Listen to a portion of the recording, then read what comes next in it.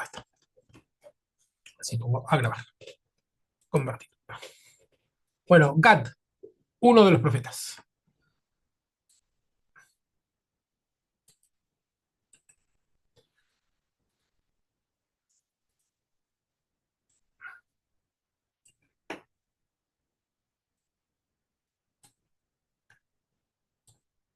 Ahí estamos. Bien. Gad, Antes que empiece, ¿cómo? que antes que empiece voy a cambiar, le dejo Samuel a Andrea y me voy a quedar con Jeremías. Dale. A menos que Andrea ya haya elegido a Jeremías, entonces. ¿Te No, imaginas? no, estaba preparando por empezar Elías. Dale. Elías, Jeremías, ya tenemos, ya salieron dos. Perfecto. Bueno, Gad no se limita a legitimar decisiones, sino que las corrige y las reorienta según la voluntad de Yahvé. Esto es clásico en los profetas. Si hay algo en lo cual podemos ver la vocación profética, es en esto, que no es el que dice bien lo que estás haciendo, sino justamente el que dice, no, en esto te estás equivocando según la ley, ¿sí? Es decir, según la palabra de Dios. Es decir, sopesa lo que hacemos en virtud de lo que Dios nos dijo. En este sentido, actúa como contrapunto a la tentación del poder de refugiarse en la seguridad militar y política. Un gobierno o una nación que tiene una fuerte soberanía militar y política, es decir, que sea una potencia realmente, corre el riesgo, y generalmente cae, en olvidarse de hacer el bien, ¿sí? Sino que se mira a sí mismo todo el tiempo.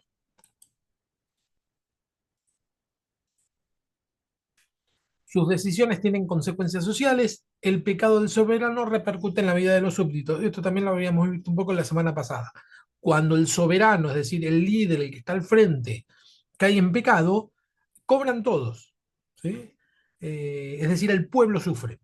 Entonces, esto mismo que lo vemos en los reyes del Antiguo Testamento, lo podemos ver tranquilamente en cualquier, no solo nación actual, ¿sí? No hagamos solo la correlación de las naciones, sino en cualquier institución. Cuando alguien está al frente, que puede ser una iglesia, puede ser un trabajo, puede ser cualquier asociación, el que está al frente es bueno que haga el bien, ¿sí? Nosotros tenemos, acá la diferencia es que la nación judía, bueno, tenían la religión como norma para el gobernante, ¿sí? Nosotros en la actualidad no la tenemos.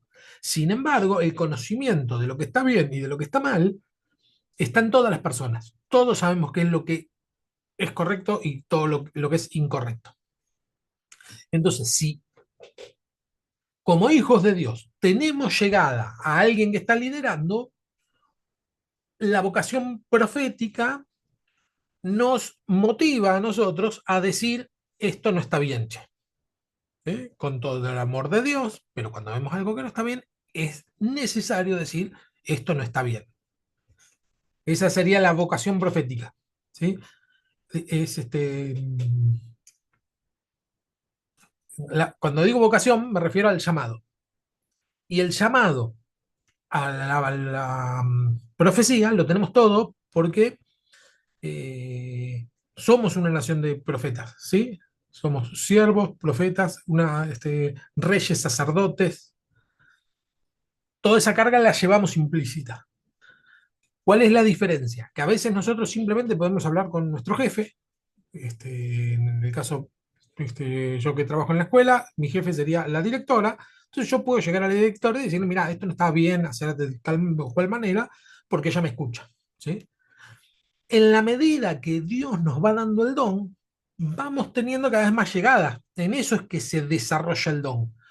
Más llegadas a lugares un poquito cada vez más altos, ¿sí? Entonces, cada vez que nosotros nos podemos codear, entre comillas, con personas que tienen la posibilidad de tomar decisiones cada vez más grandes, bueno, es una responsabilidad como hijos de Dios no ir y solamente decir, mirá, me estoy codeando con tal o cual, sino todo lo contrario. Decir, bueno, ahora tengo la responsabilidad de dar la opinión según una mirada cristiana.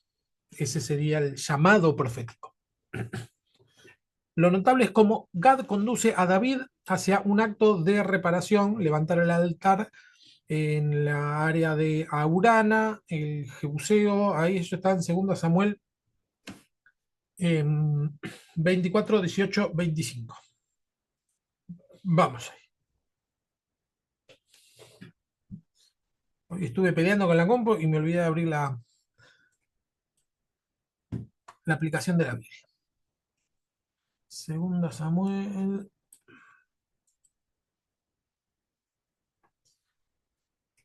Ay, qué memoria la mía. 24, 18. ¿24 dijiste? 24, 18.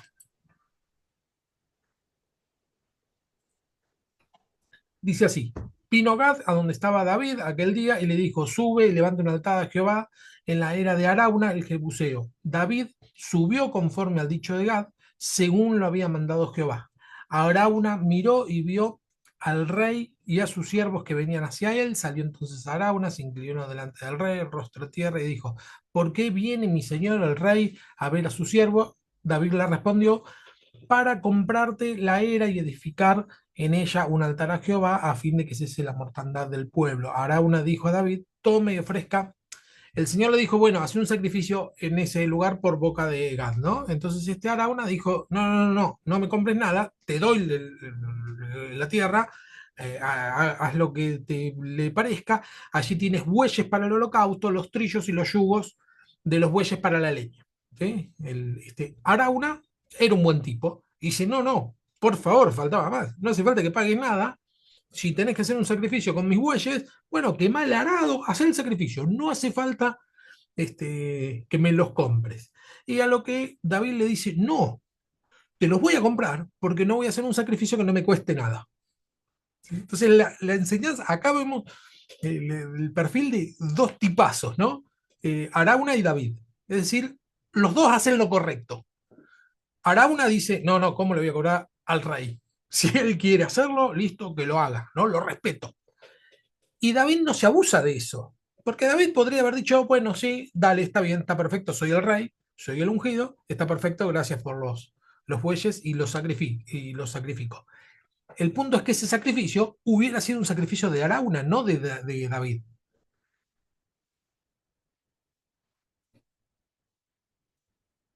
¿No? Acá dice el 24: no la compre por precio, porque, perdón, el rey dijo a Arauna: no, la compraré por su precio, porque no ofreceré a Jehová mi Dios holocaustos que no me cueste nada.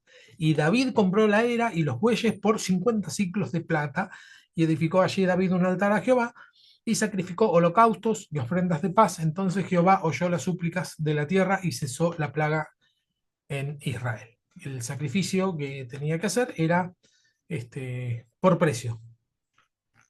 Estoy leyendo en la versión, sí, Reina Valera 95, por eso me sienta tan cómodo. La primera Biblia que tuve fue Reina Valera 95 y me resulta mucho más fácil decir Jehová, aunque técnicamente es correcto decir Yahvé. No me sale decir Yahvé, me sale decir Jehová. Bueno,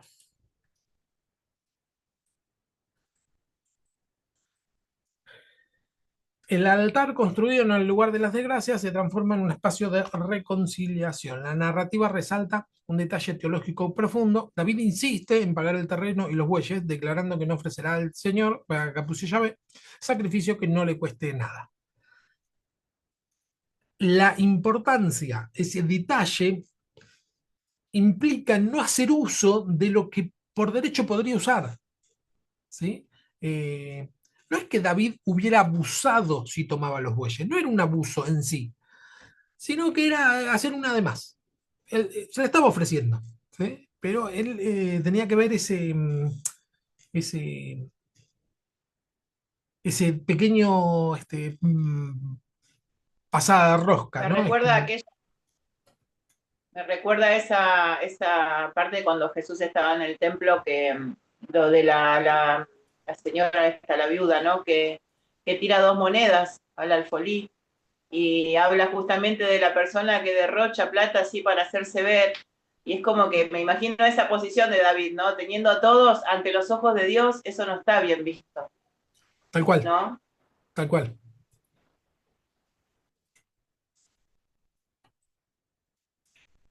Dios se opone a la soberbia de convertir al pueblo en objeto de explotación y abre caminos de gracia cuando el poder se arrodilla en humildad. Resulta contraintuitivo que el poder en su expresión máxima, el rey, ¿no? No hay una cosa mayor en este sentido, tenga un gesto de humildad. Y les aseguro que cuesta, porque es muy fácil ver a las personas corromperse por el poder. Es muy, muy, muy, muy fácil ver eso. Personas que uno dice, no, toda la vida la remó. Cuando tiene un poquito de poder, las personas cambian porque el poder que una persona puede ejercer, en realidad siempre se termina volviendo en contra de la misma persona, ¿no? Paradójicamente es un poder que le resulta en contra y no todos tienen la sagacidad, estar despierto, darse cuenta que ese poder está actuando en contra de uno y no a favor de uno. Gad representa la voz profética que no se calla frente al pecado del rey, pero tampoco abandona al pueblo en la desesperanza. Su tarea no es destruir a David, sino restaurar la relación entre Dios y el soberano y la comunidad. Así su figura nos recuerda que todo poder religioso político necesita ser confrontado por una palabra externa, una voz que lo descentra y obliga a rendir cuentas, ¿sí? Una de las tentaciones más grandes del poder, o de estar en un lugar de poder, es rodearse de las personas que te dicen qué bien que lo estás haciendo. ¿Sí? Es muy satisfactorio escuchar cuando a uno le dicen, qué bien que lo hiciste, sos un genio. Es muy satisfactorio. Entonces es muy difícil dejarlo, termina siendo una droga, ¿no? Eh, Tener personas que constantemente te están diciendo lo bien que lo estás haciendo es agradable, pero es nocivo. ¿Sí? Por eso digo como la droga.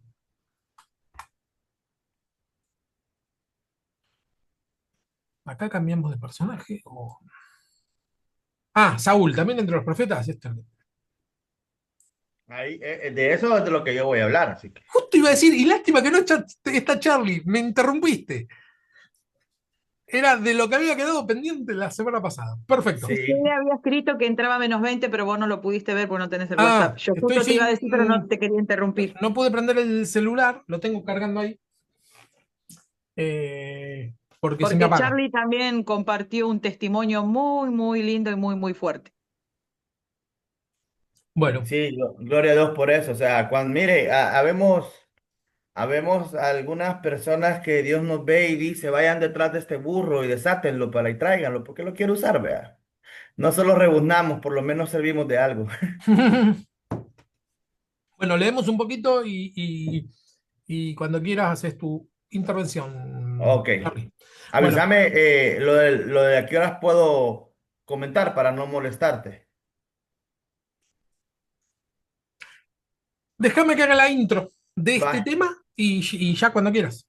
¿Sí? va, ok, avísame. Primera Samuel 10:10. Cuando llegaron al collado, salió la compañía de profetas que venían a encontrarse con él, y el Espíritu de Dios se descendió sobre Saúl y profetizó entre ellos. Los que lo conocían vieron que profetizaba con los profetas y decían, ¿qué le ha sucedido al hijo de Cis? Saúl también entre los profetas, ese sería el texto, ¿no? Este refrán encierra una ambigüedad fundamental. Para algunos es un reconocimiento de que el Espíritu sopla de manera sorprendente, incluso sobre los que no pertenecen al círculo profético. Es decir, wow, el Espíritu Santo, ¿no? Se puede interpretar de las dos maneras. El Espíritu Santo está actuando sobre aquel que no suponíamos que iba a actuar. Eso por un lado. La otra manera de mirarlo es decir, ¿y este qué hace acá? ¿Qué tiene que ver este con los profetas? Ahora te voy a dar el pie, Charlie, así termino de decir esto.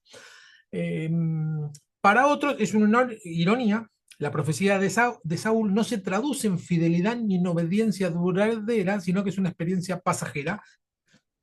Construye un personaje dividido, carismático al inicio, pero incapaz de mantener la coherencia entre el don recibido y las exigencias de la alianza. Los episodios en los que Saúl profetiza han sido interpretados por la exégesis como ventanas hacia estadios primitivos del fenómeno profético en Israel. No se trata todavía del profeta que articula el oráculo del Señor con autoridad ética y teológica, sino de experiencias carismáticas vinculadas con grupos extálticos. Es decir, es muy parecido a un momento emotivo, ¿no? Como a veces nos suele suceder en las iglesias, un momento en que sentimos la presencia y decimos y profetizamos un montón de cosas, comillas, comillas, comillas, pero eso no se traduce en nuestra vida después.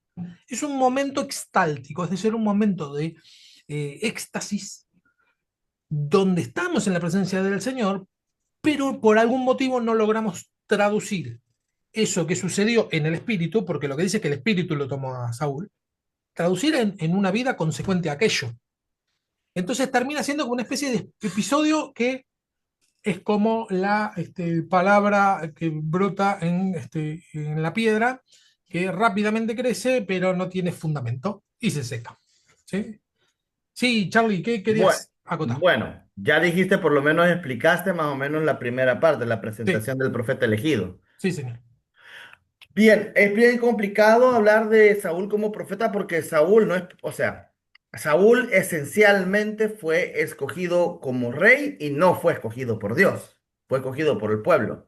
Aquí nos presenta primeramente la democracia, eso diríamos que es la primera chispa de lo que podría ser en algún momento, aunque hablar de esto es anacrónico, pero en función es la primera chispa de lo que podría llegar a llamarse democracia. Entonces, el poder sobre el pueblo quiere un rey porque ve que todas las naciones tienen rey y el pueblo no está a gusto con hablarle a alguien que no ve, quiere un rey, quiere alguien a quien acudir.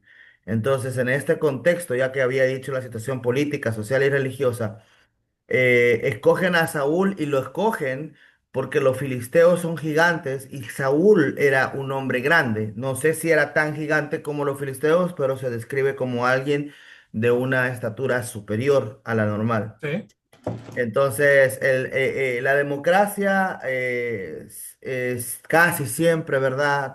Casi, no digo que siempre, pero casi siempre termina cometiendo grasos errores.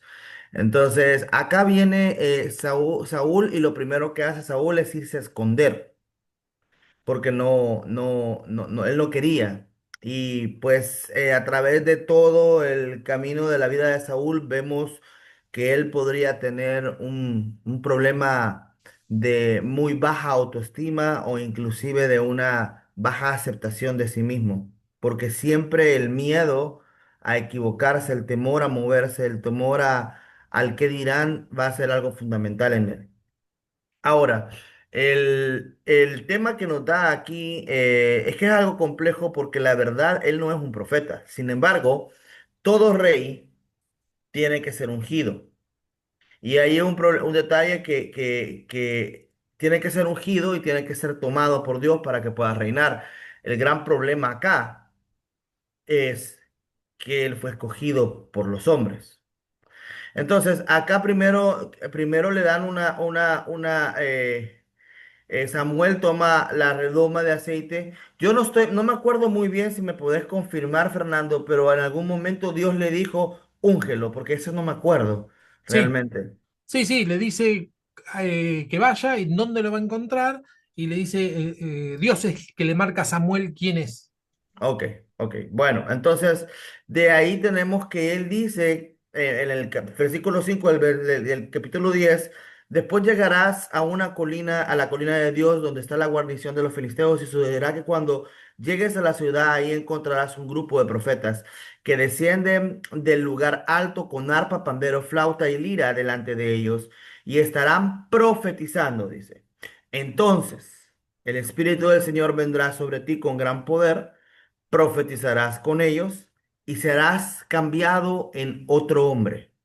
Cuando estas señales te hayan sucedido, haz lo que la situación requiera, porque Dios está contigo. Entonces, esta es la primera vez que Él desciende y recibe esta parte profética donde Él profetiza con los profetas. Entonces, hay otro evento también, cuando él viene bajando, supuestamente él ya ha sido mudado en otra persona, pero no vemos directamente a Saúl profetizar o declarar una palabra profeta. De hecho, Claro, Saúl no hace alguna denuncia profética. Sin embargo, sí en sus primeros momentos pelea contra los filisteos como rey y los vence en Sí, su primer momento. O sea, en el primer momento sí él actúa con todas las funciones de un rey y con la unción de Dios, que prácticamente Samuel le dice, hace lo que vos querrás porque Dios está con vos. O sea, prácticamente es así. Entonces, en todo este proceso, en lo que yo me quiero mucho enfocar es precisamente en ese tema que dicen que no es profeta, pero que profetizó. Y ese es que aquí la confusión que siempre ha habido es con el don profético y con el don de lenguas, que yo me voy a meter en ese tema en un ratito. sí, Hay otro evento en donde Saúl ya ha caminado, ya está peleándose con David. Es bien interesante porque en este momento en que Saúl está peleándose con David, hay otro instante en el cual, déjame ver cuál es el versículo. Sé que es el 19, pero hay una parte que dice en el 19, ya te digo. Ah, espérame, espérame. Este fenómeno, aquí está, 19:24. Primero viene y él ya está peleado con David, ya lo está persiguiendo, ya está hablando con Jonatán, ya hay es interesante porque ya hay un contexto de violencia por parte de Saúl, ya hay una persecución hacia David y David ha peleado contra los filisteos. Y entonces, en ese contexto, viene y él vuelve a ser lleno del Espíritu Santo. Y es un contexto bien raro porque Saúl ya está molesto con David. David ya huye de Saúl. Y en el versículo 20 del capítulo 19 dice, y Saúl envió mensajeros para que trajeran a David, los cuales vieron una compañía de profetas que profetizaban. Y Samuel que estaba ahí los presidía. Y vino el Espíritu de Dios sobre los mensajeros de Saúl primero. Y ellos también profetizaron. Imagínate, o sea, vinieron sobre ellos y ellos también profetizaron. Cuando lo supo Saúl, envióme otros mensajeros, los cuales también profetizaron. O sea, también profetizaron, y Saúl volvió a enviar por tercera vez, y ellos también profetizaron. Entonces él mismo fue a Ramá, y llegando al gran pozo que está en Secú, preguntó, ¿dónde está Samuel y David? Y uno respondió, he aquí en Nayot de Ramá, y fue a Nayot de Ramá, y también he aquí en Ayot de Ramá, y también vino el Espíritu de Dios y siguió andando profetizando hasta que llegó a Nayot, o sea, no había llegado, sino que antes de llegar ya estaba profetizando, y él también se despojó de sus vestidos y profetizó igualmente delante de Samuel, y estuvo desnudo todo aquel día y toda aquella noche. De aquí se dijo, también Saúl entre los profetas. No vemos, como te digo al principio, una denuncia profética como la de Amós, como la de, o como la de, ¿cómo se llama? Ezequiel, o una como la de Joel. Vemos a un hombre que es ungido como Dios, como rey, perdón, como rey, y que sus inicios fueron buenos. sí, Fueron buenos. Saúl al principio tuvo buenos inicios. Tuvo victorias sobre los filisteos. Venció a los filisteos.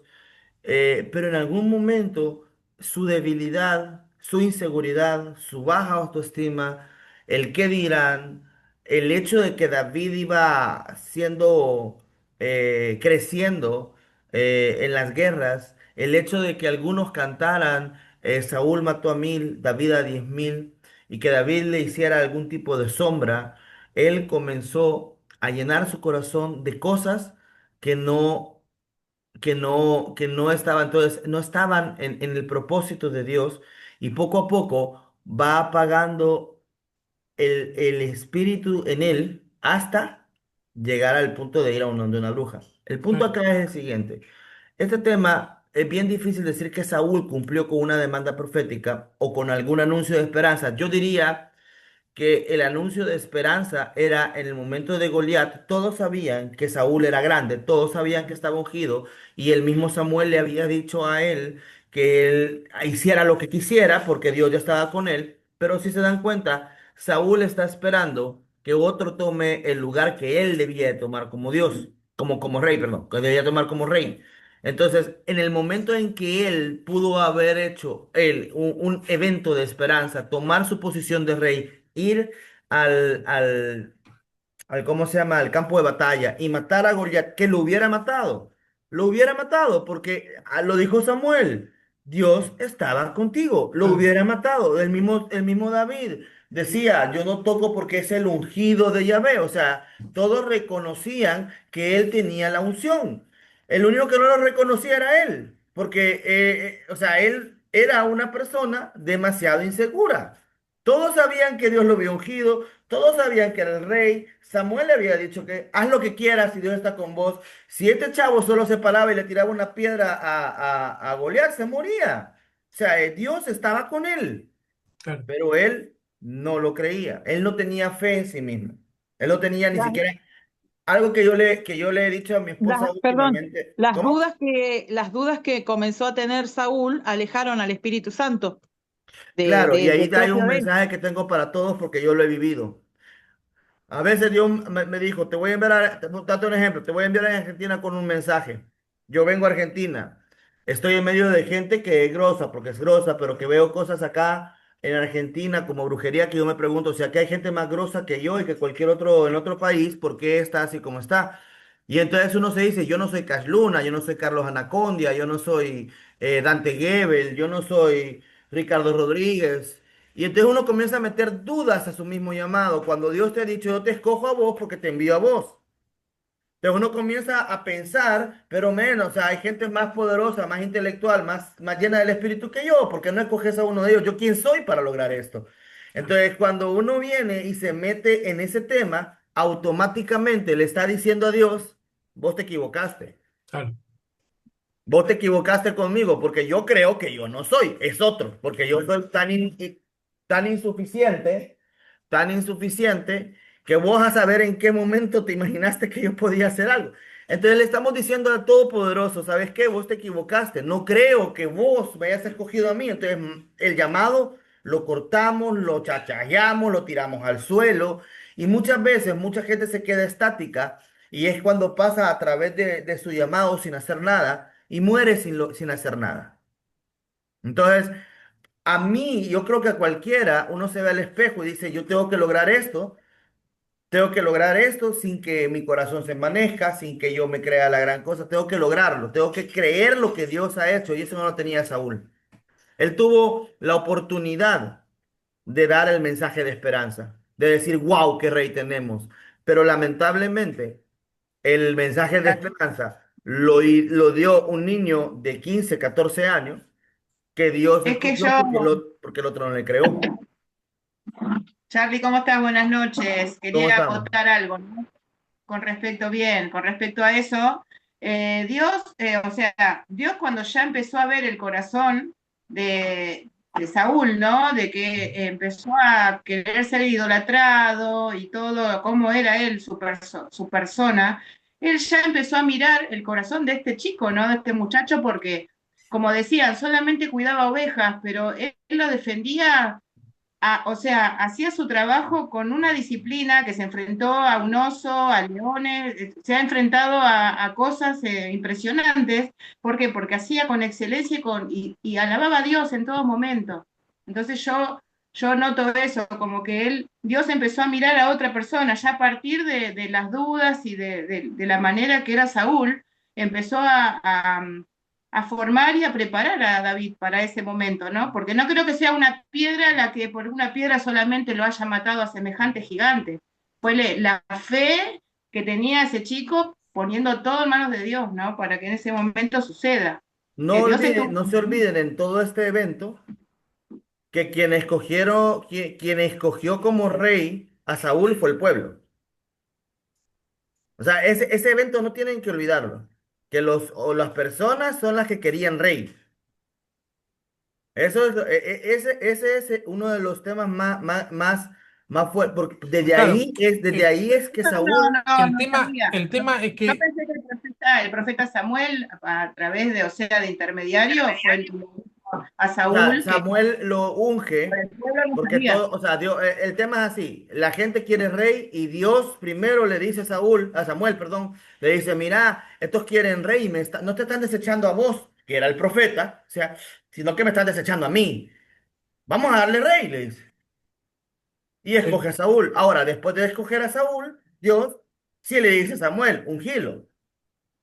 ¿Verdad? Y es ahí donde viene la parte profética. Ahora, quiero hablar de ese tema porque Saúl falla radicalmente en todo sentido. Se supone, de aquí se desprenden varios temas, pero se supone, ahí me voy a meter en la vigencia actual, se supone que al ser lleno del Espíritu Santo, y la Biblia lo dice, ser mudado en otra persona. O sea, no vamos a descartar que la Biblia afirma que él fue mudado en otra persona.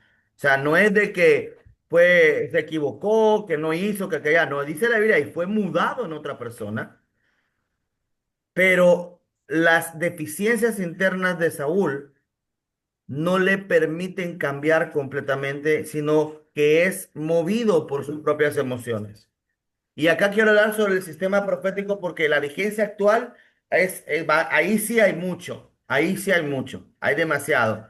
Lamentablemente, como yo le decía ahora a un hermano, estamos llenos de payasos en las iglesias. Showman que te vienen y te adivinan el futuro, te dicen, no, vas a hacer tal cosa, y andan ahí tirando profecía, ciencia. Algunos meten cosas que no tienen que meter, que no están en la Biblia. Tenemos un montón de payasos en la iglesia que se hacen llamar profetas. Pero la verdadera profecía, cuando Dios escoge a los profetas que son profetas, el espíritu de la profecía es una cosa, el don que está vigente es otra, y el oficio es otra. Profetas como oficio ya no hay. El último fue Juan. sí, Si Gustavo, alguien viene y me dice que es profeta, que me enseñe cuál es el libro canónico que escribió. ¿cómo? Ah, no, Ajá. no, pero lo que pasa es que estás sacando un par de cosas de contexto. Déjame terminar y te lo Dale, vas a, dale. Cuando dice que llegaron los mensajeros y fueron impactados por el espíritu profético, dice que los tres mensajeros profetizaron. Ellos no eran profetas, pero el espíritu de la profecía los tomó y profetizaron. ¿Qué profetizaron? No dice la Biblia que hayan profetizado el futuro. La profecía inicialmente la Biblia dice que cuando estábamos en el Pentecostés y vino el Espíritu Santo, dice que hablaron en diferentes lenguas, pero no dice que hablaron en lenguas angélicas, dice que hablaron en lenguas humanas. Eso está en la Biblia. O sea, no descarto las lenguas angélicas. Yo hablo lenguas angélicas también, también mi esposa. Yo creo que algunos de los que ha recibido al Señor también. Pero la venida del Espíritu Santo unificó las lenguas que había dividido Babel. Y cuando se unifican las lenguas y el Espíritu hace que ellos hablen, todos los que estaban ahí los entendieron perfectamente en los diferentes lenguajes y dice que hablaron las maravillas de Dios. El espíritu de la profecía no es estar profetizando el futuro, sino que estar declarando las maravillas de Dios, las cuales muchas veces se tienen entre los salmos, son la doctrina, son la enseñanza, son una palabra de esperanza, son algo que Dios habla. Y eso es lo que podemos asumir porque no está específico en el texto. No está escrito que profetizaron el futuro, no está escrito que profetizaron de la venida del Mesías, no está escrito que dijeron que cómo iba a ser el día del Señor. Lo que dice es que profetizaron, ¿verdad? Y si profetizaron, dieron algunas palabras que tenían que ver con Yahvé, con el Todopoderoso. Y cuando viene Saúl, le sucede exactamente lo mismo y profetiza, pero hay un evento que es difícil de discernir, porque si ese evento sucediera hoy, si de pronto viene Fernando y Fernando tiene un discípulo y viene el Espíritu Santo sobre el discípulo y Fernando está profetizando y el discípulo se desnuda enfrente de Fernando y comienza a profetizar y pasa 24 horas desnudo profetizando y cualquiera de nosotros entra y vemos a Fernando con el muchacho, vamos a decir que a Fernando se le metieron demonios, vea. Y al muchacho también, eso es lo que vamos a decir. Pero el fenómeno no puede juzgarse, solamente el producto y el fruto del fenómeno. Por eso es que hay que tener mucho cuidado con cómo cuando decimos esto es del espíritu y esto no. Porque el Sí. fenómeno, un ejemplo fuera Escuchá, del texto, un pará, ejemplo pará. fuera del texto. Vamos por Isaías, partes. Isaías. Que si nosotros vemos ahorita, si yo llegara a ver, digo, a uno de los pastores de la iglesia del puente, afuera, desnudo, con las nalgas desnudas, diciendo, así va a dejar Dios a Argentina, ¿qué pensaríamos nosotros hoy en día? Perdón, Sí, Andrés. yo ¿Ah? entiendo por desnudo, despojado del hombre, No, no, despojado del desnudo se yo, quitó la ropa. Ahí la creo que lo dice en ropa el texto. humana. Yo entiendo por desnudo eso. Creo que lo dice en Siempre el lo texto. entendí así. Desnudo quiere decir, para mí, entender que se despojó del Ah, hombre. no, ahí está, dice, y él también se despojó de sus vestidos y profetizó igualmente delante de Samuel y estuvo desnudo todo el día y toda la noche. Eh, sí, bueno, pará, vamos por parte, porque si no nos vamos a detener demasiado en un solo punto. El texto dice que está desnudo de la ropa, eso es bien claro, no, no es alegórico. Eh, con re- Te quiero decir un par de cositas, Ujú. Charlie. Con respecto a, estoy totalmente de acuerdo con respecto al tema de lo que es que el hecho de profetizar en un momento no te hace al oficio de profeta. Con respecto a que se acabaron los profetas, en eso podemos discutir, pero en la Biblia en ningún lado dice que se iban a acabar los profetas después de la venida de Cristo. Pará, vos me decís, ¿qué profeta escribió un texto canónico? Con ese criterio, Jesús no era profeta porque él no escribió ningún texto canónico. No, no, no, No puede ser un no, criterio ese. Jesús nunca escribió porque él o sea, a él escribieron. Sí, pero por eso digo, no puede ser un criterio si escribió texto canónico es profeta, si no lo escribió no es. Va, te explico algo, porque eso es lo que quiero explicar. Ahí en el libro que estoy, de uno que he dejado ahí, porque estoy con el nuevo, que le voy a mandar el nuevo índice, para yo como estoy, es parte es parte de los 7 libros que tengo que escribir. Se llama Lobos Hombres Caminando en Ciudades Santas. En eso yo explico específicamente que hay profetas, y los hay. O sea, Ah, hay. está bien, está bien, está O bien. sea, hay profetas, hay Claro. apóstoles, pero es un ministerio que funciona en el don. Sí. Son un ministerio. Ahora, el punto es el siguiente. Los profetas, la función de los profetas y de los apóstoles era escribir el canon bíblico. No, no. Por eso es que Jesús dice, los profetas profetizaron hasta Juan. Ahí se cerró el antiguo pacto. No, no, le está sacando de contexto. Tendría que mandarte lo que he escrito, Pero está bien, sí, es sí, sí, es otro igualmente nos vamos a tema. meter por ahí. Sí, está bien, puede ser, puede ser. Sí, No es lo otro veo, tema, no es lo otro veo, pero tema. vamos a dejarlo como un puede ser porque Como un no punto, estoy empapado de bien qué es lo que me quieres decir. Si después tenés un sí. texto, Ahora, me parecería genial ¿qué sucede con leerlo. Saúl? ¿Qué sucede Pa- con Saúl? Saúl claro, pero nunca fue... Charlie, Charlie, Charlie, Charlie. Ajá. Vamos a darle hasta acá porque si no, no vamos a llegar a ver el resto. Bueno, está bien, está Hoy bien. dije, escuchá, Charlie, hoy dije, no lo voy a interrumpir hasta que termine. Hace 20 minutos que estás taca, taca, taca, taca, y tú ni siquiera estás redondeando. Bueno, no, no, ya ahorita iba a terminar, en dos Dale, minutos dale, iba a terminar. vamos. Iba a terminar, pero lo que pasa es que como también a vos te Quiero, revoluciona las neuronas, ¿verdad? una vez quiero conocer el final de Charlie. Que Vaya, ok. diga, terminé. Bueno, aplicándolo para hoy, podemos ver muchas personas que son ungidas por Dios, verdaderamente ungidas por Dios, otras escogidas por los hombres, en los cuales Dios, por misericordia, dice, bueno, lo voy a ungir, pero que a la larga fallan en su llamado. Fallan porque no tienen el carácter, porque no educan su interior, porque Claro, no forman un interior sólido. Y claro, por eso podemos ver pastores, tanto Asambleas de Dios como reformados, que caen en adulterio, que caen que se deprimen o peor, que se suicidan. O sea, vos podés ser mudado en otra persona, Dios te puede cambiar, pero vos podés escoger seguir igual. y ser Claro, juzgado por eso, porque fue juzgado por eso. Última de las tres aplicaciones, la otra, al dejarte llevar por tus emociones o por tu vanagloria, el espíritu se apaga y casi siempre buscas respuestas espirituales en cosas anticristianas. claro, Y tercero, eh, cuando Dios, y esto lo puedo afirmar también con lo de Elías, cuando Dios viene y ve que alguien no funcionó, y ahí sí quiero ser claro, no funcionó en su llamado o le agarró feo con su llamado, Dios descarta a las personas. Las quita del ministerio y pone otro, escoge a otro. Y dice, vas a hacer esto con este. Y pone a otro. La claro, gente quiere ver a Dios como un Dios que te perdona todo y que te da miles de oportunidades, pero la Biblia dice, por cuanto tú desechaste tu llamado, le dice, también yo te desecho de la función. O sea, claro. Dios necesita personas con carácter. Bien lo dice la Biblia y termino con esto. Más grande es aquel que domina su espíritu que el que conquista naciones enteras. Tenemos una iglesia débil, una iglesia con un espíritu aguado, por no decir otra palabra, personas que no tienen fundamento y gente que se cae a cada rato y necesitamos cambiar eso para que surja la nueva generación que va a llevar la batuta de este avivamiento. Amén. Bien, Charlie.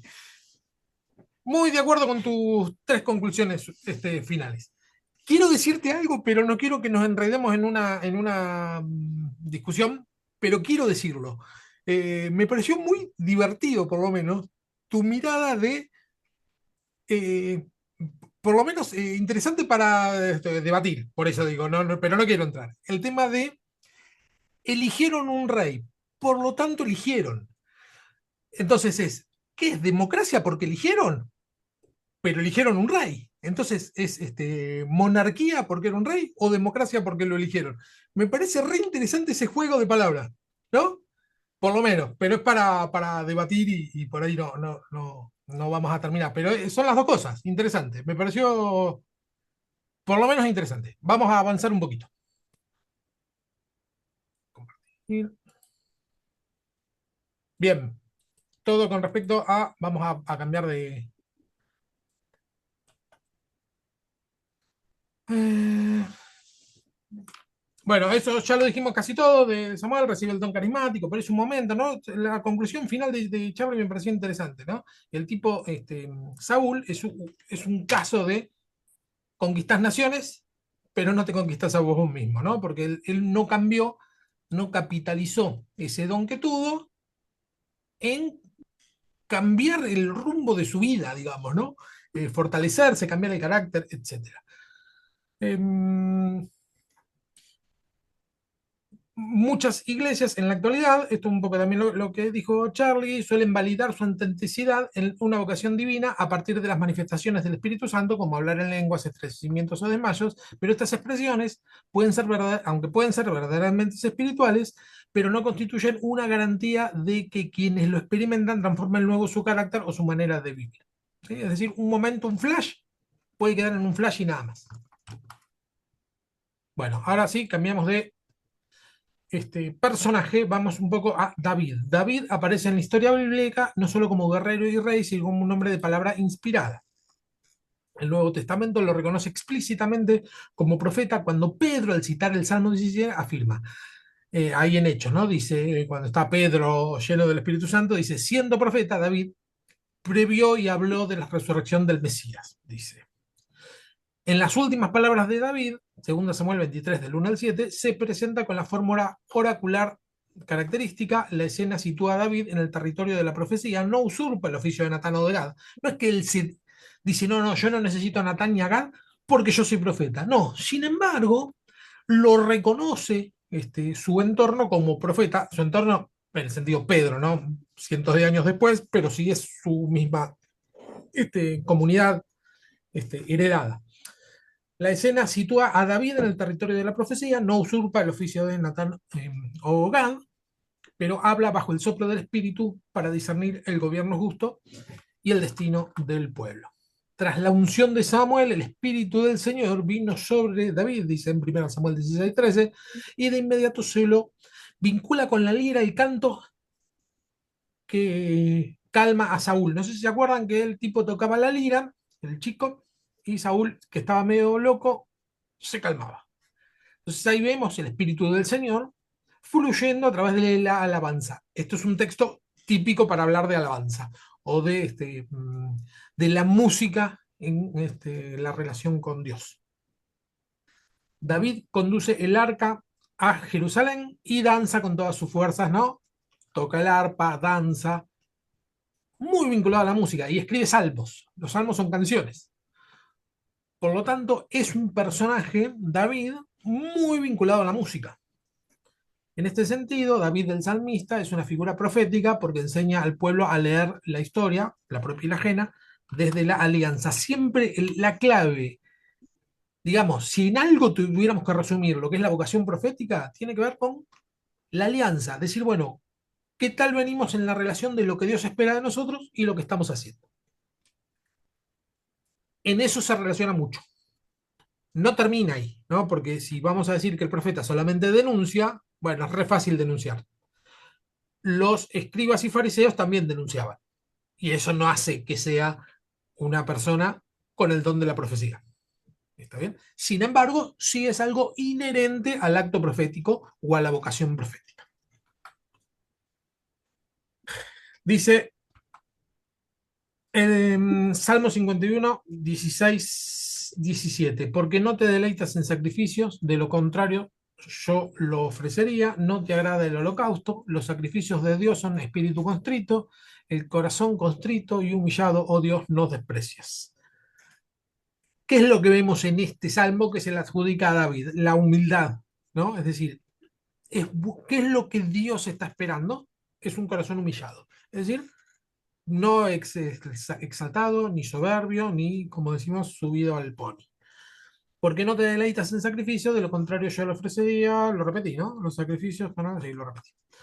Salmo 101.1 dice Salmo de David, o sea, se lo adjudica a David. La misericordia y la justicia cantaré, a ti, oh Señor, cantaré alabanzas. Prestaré atención al camino de integridad. ¿Cuándo vendrás, Señor, a mí?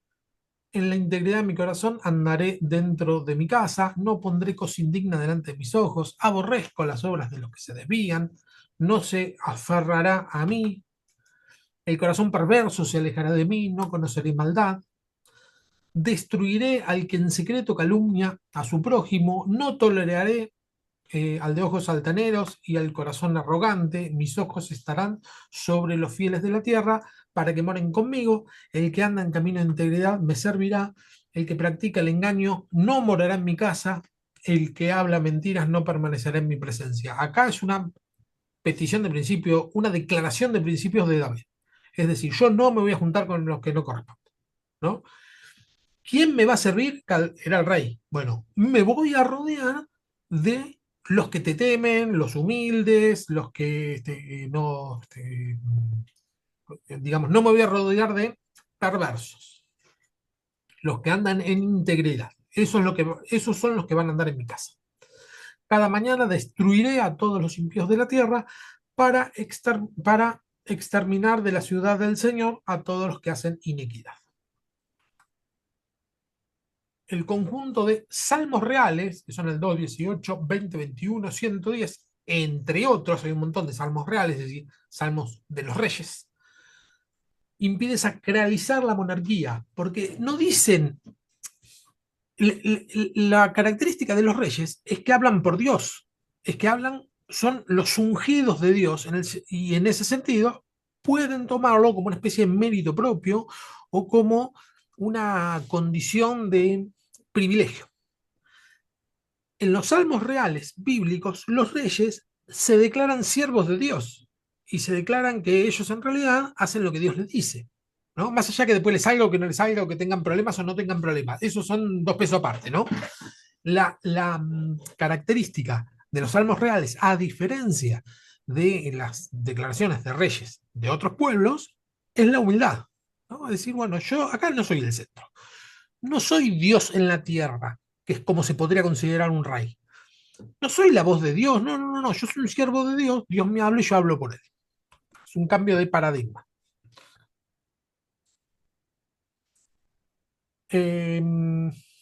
¿Por qué se sublevan las naciones y los pueblos hablan cosas vanas? Dice en Salmo 2:1. Se levantan los reyes de la tierra y los gobernantes traman unidos contra el Señor y contra el ungido, diciendo, rompamos sus cadenas y echemos de nosotros sus cuerdas. El que se sienta como rey en los cielos se ríe, el Señor se burla de ellos, luego les hablará de su ira y en su furor los aterrará diciendo, pero yo mismo he, pero yo mismo he consagrado a mi rey sobre Sión, mi santo monte. Ciertamente anunciaré el decreto del Señor que me dijo, mi hijo eres tú, yo te he engendrado hoy. Acá vemos esta característica. Por un lado, el poder absoluto que tiene Dios con respecto a los enemigos. Es decir, bueno, Dios se ríe de los que lo amenazan. Ni siquiera se siente preocupado Dios por las amenazas que le puedan hacer a él, ¿no?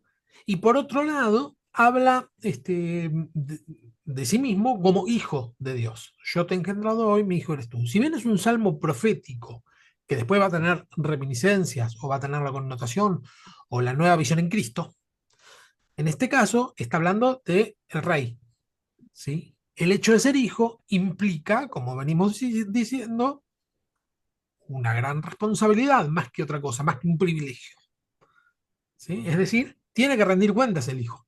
No es el dueño, es el hijo. Pídeme y te daré por herencia a las naciones y como heredad tuya y como posesión tuya los confines de la tierra. Tú los quebrantarás con vara de hierro, los desmenuzarás como vasos de alfarero. Ahora pues, oh reyes, muestren discernimiento, reciban amonestación, oh jueces de la tierra, adoren al Señor con reserva y alégrense con temblor, honren al Hijo para que no se enoje y perezca en el camino, pues puede inflamarse de repente su ira. Cuán bienaventurados son los que en él se refugian. La dimensión profética aparece aquí como crítica permanente a la tentación del Estado de absolutizarse, es decir, de que el Estado pase a ser lo único. Frente al poder que se encierra en sí mismo, la profecía hace público el examen de conciencia y lo convierte en aprendizaje comunitario. Un último rasgo completa el cuadro. Las últimas palabras, cuando dice así técnicamente, estas son las últimas palabras de David, articulan la teología del gobierno que David ha aprendido a los golpes. Dice 2 Samuel 23:3. Dijo Dios a Israel, me habló la roca de Israel, el que con justicia gobierna sobre los hombres, que con temor de Dios gobierna. ¿Estoy bien acá? Sí. Es como la luz de la mañana, cuando se levanta el sol en la mañana sin nubes, cuando brota de la tierra la tierna hierba, como el resplandor del sol tras la lluvia. La realeza se despoja del espectáculo y se mide por su fecundidad para la vida en común. Esa es, en el fondo, la beta profética del David bíblico. Desactivar la lógica de la acumulación que devora al pueblo y volver a poner en el centro a Dios, ¿sí? Eso es lo novedoso en David. Como vimos recién, Saúl se puso él en el centro. De hecho, el gran pecado de Saúl es querer ocupar el lugar del profeta, ¿no? No esperar y hacer el mismo consagrarse. Ese fue el gran pecado de Saúl. David, aunque profetiza y canta salmos y, digamos, tiene el don profético y se lo menciona como profeta, nunca quiere ocupar el lugar del profeta. Él está en su lugar. Digamos, lo que él solamente hace es manifestar, como dijimos recién, la gloria de Dios y el lugar justo que tiene que tener el poderoso. ¿Alguna pregunta sobre David? ¿Algo que acotar? ¿Algo que decir? Pasamos a Salomón.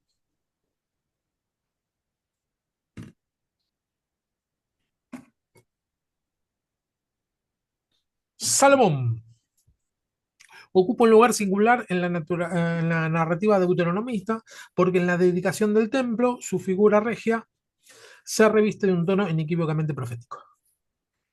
Claramente tiene don profético Salomón. Es un caso rarísimo en cuanto a la narrativa deuteronomista. ¿Por qué?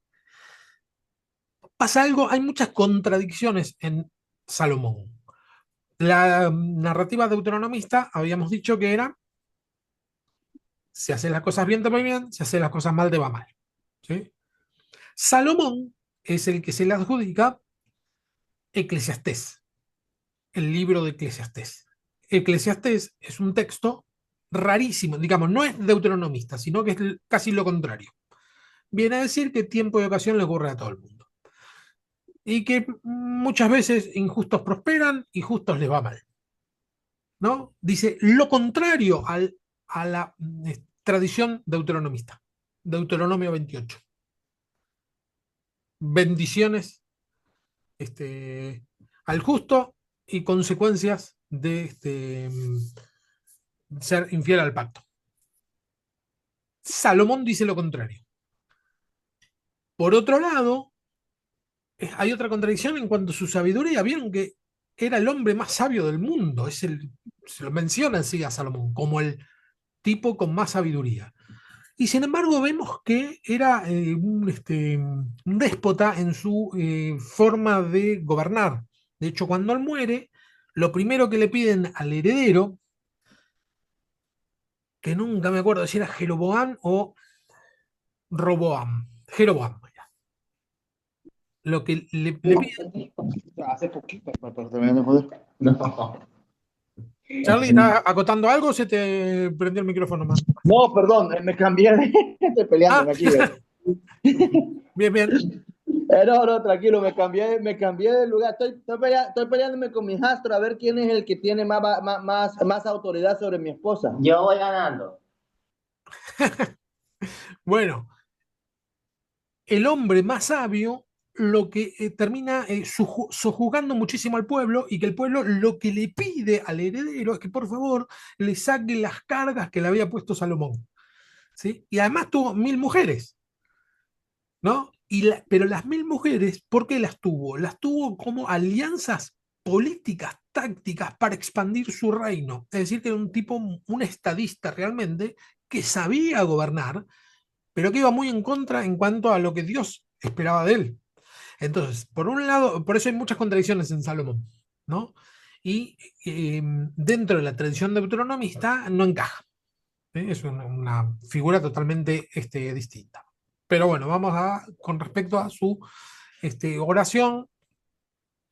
No es una simple acción de gracias ni un discurso político, se trata de una intersección que coloca a Israel entero bajo el horizonte del pacto. Eso es en Primera Reyes 8. El pasaje abre con la confesión de que ni los cielos de los cielos pueden contener a Dios, dicen 8:27, relativizando la monumentalidad del templo y subrayando que lo decisivo no es la obra arquitectónica, sino la presencia activa del Señor. ¿Sí?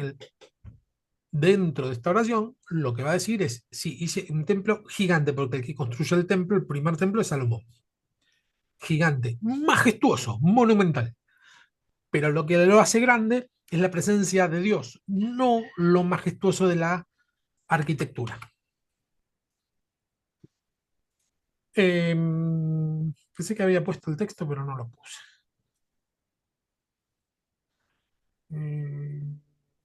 Samuel 8.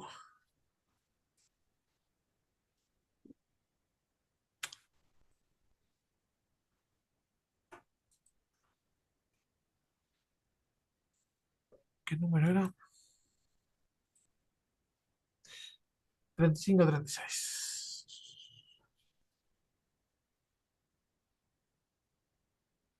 Escuchas tú desde los cielos, dice Salomón, y perdonas el pecado de tu siervo y de tu pueblo Israel, sí, enséñales el buen camino, etc. Si hay hambre en la tierra, si hay pestilencia, dice, si hay tizón o añublo, langosta o saltamontes, si su enemigo lo sitia en la tierra de sus ciudades, cualquier plaga, cualquier enfermedad que haya, toda oración, toda súplica que sea hecha por cualquier hombre o por todo tu pueblo de Israel, conociendo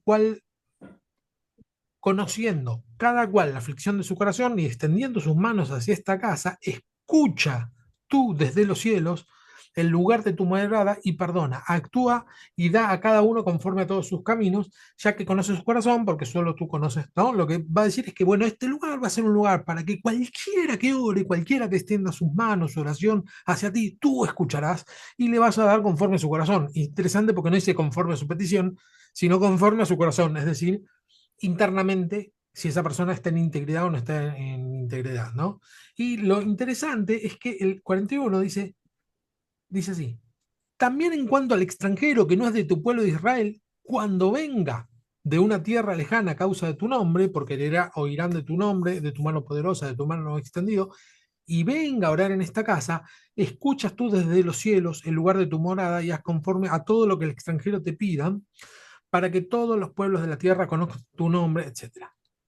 Eso es muy novedoso, porque no es que Salomón ya tenía muy en claro que no era algo exclusivo para Israel, sino que dice, bueno, inclusive si alguien que no es del pueblo, pero oye y te pide, no está diciendo, bueno, se tiene que circuncidar, hacer judío, no, no, no. Con que te pida, vos ya lo vas a escuchar y le vas a conceder. ¿Sí? Eso es demasiado de avanzada para la época. Un aspecto sorprendente es la inclusión en lo que acabo de decir, explícita del extranjero. Y eso es lo que acabo de leer. Para que todos los pueblos de la tierra conozcan tu nombre, para que te teman, etc. ¿Sí? Es decir, que el fundamento no es para que se salgan con la suya, para que cada uno la pase bien, sino para que todos los pueblos conozcan tu nombre, ¿no? Siempre el fin último es que el Señor sea exaltado. La plegaria de Salomón evidencia cómo el oficio real se tiñe de función profética, interceder, advertir, recordar el pacto y abrir el horizonte más allá de las fronteras. Eso es muy acto profético. En esta oración, si la leemos toda con paciencia, vamos a ver que toda la oración es claramente un acto profético porque dice, bueno, si llegamos a ser invadidos y clamamos a ti, ¿no? Es darse cuenta en qué estamos fallando, pedimos perdón, te rogamos y el Señor nos libra. Eso tiene que ver con advertir, ¿no? Es decir, bueno, darnos cuenta en qué fallamos. La intercesión, la advertencia, el pacto y abrir el horizonte más allá de las fronteras se refiere a los extranjeros. Es decir, esto no es para los judíos solamente. Pasamos a Elías Tisbita. Elías aparece de improviso de Tisbe en Galaad, dice en Primera Reyes 17:1, sin genealogía ni cortejo, como signo de que la autoridad profética no se hereda por linaje, sino que irrumpe desde la periferia para juzgar el centro. Desde la periferia hacia el centro. Y es uno que se levanta, y es el único profeta que aparece y que se pone en contra, no sé si se acuerdan, de Acab con su mujer que era extranjera, Jezabel, y que tenía 400 profetas de Baal y 450 profetas de Acera. Es decir, el paganismo había tomado por completo el pueblo en este momento, pero por completo, no quedaba nada. Y ahí aparece un tal Elías. Su primera palabra decreta. Entonces viene Elías y dice, bueno, no va a llover más por mi palabra, ¿no? Hasta que yo lo diga, ¿no? Se pone en el lugar profético más incómodo, ¿no? Que es decir, bueno, no es que él lo iba a decir cuando él se le antoje. Cuando nos arrepintamos, nos volvamos a Dios, ahí va a volver a llover. En ese sentido que es por mi palabra. No es que por mi palabra, que es por mi capricho. Sería. Bueno, su primera palabra decreta sequía, según mi palabra, desafío directo a Baal, deidad cananea de la tormenta, era una deidad de las tormentas a la que Acab y Jezabel le dieron un estatus oficial. Bueno, acá tenemos la famosa escena, la escena, ¿se acuerda? Que dice, bueno, vamos a reunir, vamos a hacer 2 altares, vamos a hacer el holocausto, pero no vamos a poner fuego. El Dios que responda por fuego, ese sea Dios. Entonces primero vienen los profetas de Baal y dice que gritaban y danzaban y se cortaban, ¿no? Y ahí estaba Elías que se burlaba, y le decía, fíjese, capaz que está dormido, medio que se burla, y nada, dice, no hubo fuego ni nada, entonces después él va, acomoda las piedras del altar, las 12 piedras, y hace una oración medio sencilla, pero la oración sencilla lo que dice es, bueno, ahora responde Señor para que vean que vos me mandaste, que esto no es un capricho mío. Y ahí, y echa agua, ¿no? Había en época de sequía, la ofrenda que hace es de agua, que era lo que hacía falta, ¿no? Eso es interesante y bueno, ahí Dios responde por medio de fuego. Después dice, prendan a los profetas de Baal, los lleva a un arroyo y los deshuella todos, ¿no? A los 400 profetas. Ahí está la parte sanguinaria que nos recontra incomoda a nosotros, ¿no? Inclusive con el tema de David. Fíjese que con David nosotros decimos, David con una piedra, con una onda, mató a Goliat. Y la verdad que no. Con la piedra lo volteó, lo dejó medio groggy y fue con la espada y le cortó la cabeza. Que también nos resulta recontra incómodo. Como un chiquito que hasta ahí, bueno, con una onda, ¿no? Con lo que tenía, después de golpe corre, agarra, ¡pum!, le corta la cabeza. Más allá del simbolismo que representa esto, lo que significa es que además de la suerte, ¿no? Entre comillas, si la puntería, ¡pum!, lo volteó, después de eso hay que hacer algo. Si nos quedamos ahí con ese medio triunfo, y se va a levantar y nos va a pasar por encima. Una vez que lo tenemos en el piso, bueno, hay que avanzar. Con esto lo mismo, los vence en lo que sería la parte espiritual, y después de eso, bueno, después de esto, confirmemos. Ya está, que no quede nadie. Siempre hay que tomarlo del punto de vista alegórico. Esto, si bien no es alegórico, porque el texto no dice que sea alegórico, sí la palabra dice que todo lo ocurrido en el Antiguo Testamento es sombra de lo que vendría después, es decir, que todo esto podemos y debemos interpretarlo en lo espiritual. Que es decir, que cuando tenemos un triunfo, cuando Dios nos responde en algo, inmediatamente no nos tenemos que quedar dormidos en los laureles, sino decir, bueno, accionar y lograr revertir aquello que nos venía atacando. ¿Sí? Decir, bueno, logré no hacer lo que hizo Saúl. Saúl tiene ese estado extáltico y profetiza todo y queda en la nada, no concreta en algo natural, no lo trae a algo físico, ¿no? Entonces, digo, nosotros por ahí tenemos que hacer lo mismo, ¿no? Fer, Sí, Ramón. pero el Señor le mandó a que mate a los profetas. No dice, pero tampoco lo condena.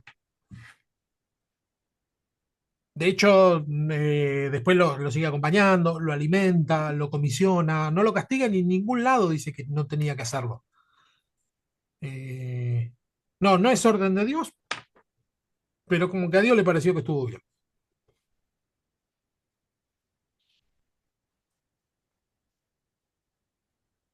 Bueno, la escena inicial perdón, es en el Kerit y luego en Serapta, territorio sidonio, es decir, en Sidón, está al noroeste de Jerusalén, ¿sí? Cerca ahí, del mar, ¿Qué parte? Creo que de Elías estás hablando. ¿Cómo? Elías. Elías. Sí, estoy tratando de ubicar el tema de Sidón, donde es que queda al noroeste, cerca del mar Mediterráneo. ¿Y a dónde es que decís que no lo condena? Porque Ramón me pregunta con respecto a los 400 profetas, después que el Señor responde, dice que lo lleva al arroyo de Sison, si no me acuerdo, dice, y ahí los desgolló a todos. Entonces, lo que dice Ramón es, sí, está bien, pero Dios no le dijo que los desgolle. Y yo lo que aclaro es que no se lo dijo, pero tampoco lo condena.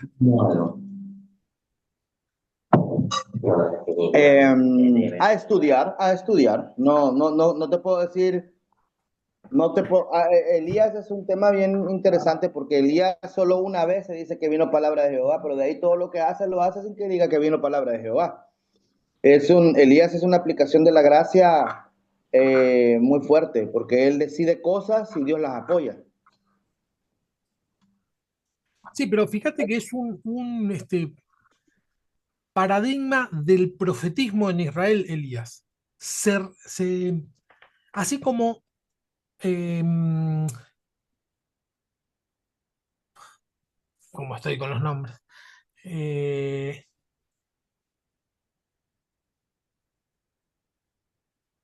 que no me puedo olvidar este, no, es como que me olvide Jesús, casi. Eh, Josué, no, no, fuese. el top one del Pentateuco. Ah, Moisés. Moisés. Moisés, Moisés. gracias, Moisés. Por eso digo, es como olvidarme el nombre de Jesús. Así como Moisés representa la ley, Elías representa a los profetas. Es el arquetipo del género profético.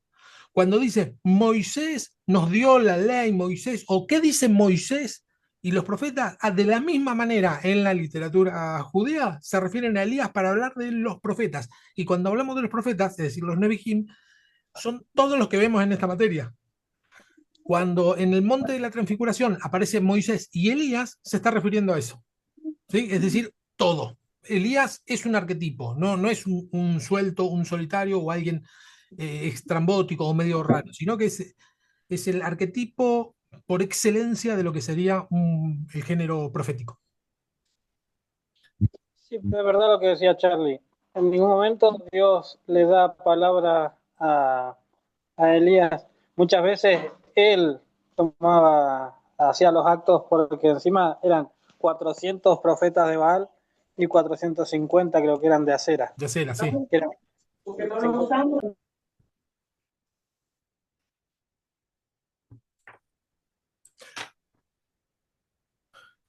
Bueno, ya traza dos líneas teológicas mayores. El Señor sostiene la vida del profeta en la intemperie y a la vez le bendice con una viuda extranjera. Acá ya me fui de tema. No, eso es en general. El episodio del Monte de Carmelo es el que comentamos recién. Concentra la disputa teológica y política. Elías convoca a todo Israel y pone en evidencia la ambivalencia popular con una metáfora incisiva. ¿Hasta cuándo estaréis cojeando entre dos muletas? Dice la versión Biblia de Jerusalén, que es la católica. Dice, cojeando entre dos muletas, nosotros decimos en Reina Valera, claudicando entre dos posiciones o una cosa por el estilo. Es un juego de palabras que habla de cojear, habla de renguear, ¿no? Pero el término muletas no lo utiliza, ¿no? Pero sí utiliza la idea de estás entre dos posturas, de las cuales una falla muchísima, es como que está fallando. El hecho de cojear sí lo dice. Entonces, el, el- la pregunta es política. La pregunta es, bueno, muchachos, ¿hasta cuándo nos vamos a decidir como nación en dónde nos vamos a pasar? ¿No? Si es Baal, vayamos con Baal. O sea, porque si es Baal el Dios, ¿por qué estamos con Yahvé? No tiene sentido. Vamos con Baal. Y si es Yahvé, ¿por qué estamos con Baal? ¿No? Es decir, definámonos. ¿Cómo lo vamos a definir? Bueno, que responda, ¿no? Es muy interesante, muy dramático, muy eh, vistoso, muy anecdótico sería. No se trata de escoger religión, sino de decir quién sostiene la vida. La escena de los profetas de Baal, con danzas, autorida, porque dice que se tajeaban, ¿no? Según era su costumbre, dice Reina Valera. Es decir, era una de las costumbres, era autoflagelarse para que el Señor responda, para que el Señor de ellos, ¿no? Que es Baal.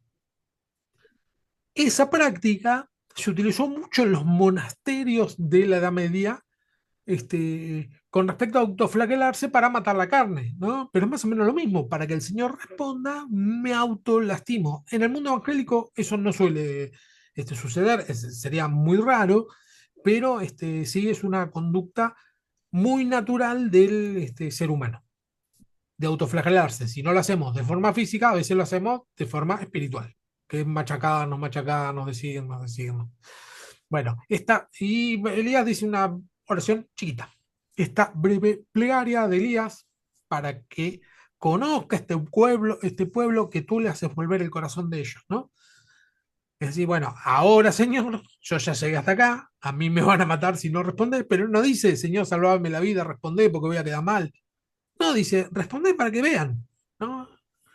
Revela el objetivo pastoral, no es humillar al adversario, sino convertir a Israel. Entonces Elías les dijo, prendan, este es el final, ¿no? Lo que dijimos recién.